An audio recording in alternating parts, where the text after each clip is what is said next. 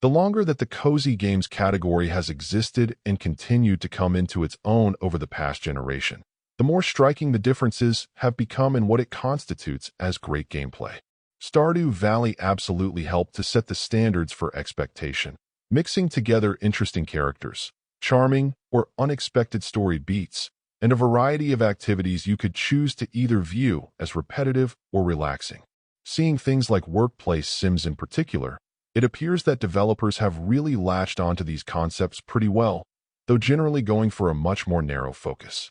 In the case of Undusted, Letters from the Past, the focus is a pretty simple one, and that's on cleaning things off.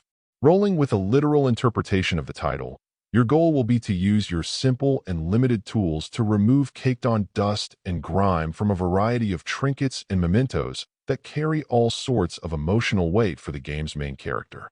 With each new object cleaned and fully revealed, a new piece of the narrative puzzle will make itself known. Now, you could assume that since this is a cozy game, that by design there would be some sort of good vibe feeling coming through all of this, giving you the warm fuzzies and reminiscing about your own family in the process.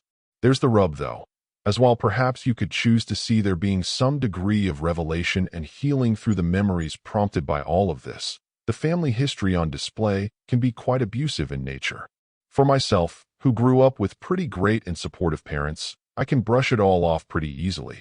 But given the problems my wife and some friends had, I could also see how this could easily dig up all sorts of negative thoughts for them. That doesn't diminish from the power and depth of the storytelling. It could actually help make the game more unique. That said, I can also see how it isn't the sort of story some people could be looking for when reflecting on the cozy space as a whole. Overall, my final score for the game ended up being a 7.8. And if you're interested in picking it up, it's currently available on the Switch eShop for $9.99. Thank you for taking the time to listen to this review. And if you'd like more information or ideas of indie games worth checking out on Switch, be sure to click on the link provided in the description. Until next time,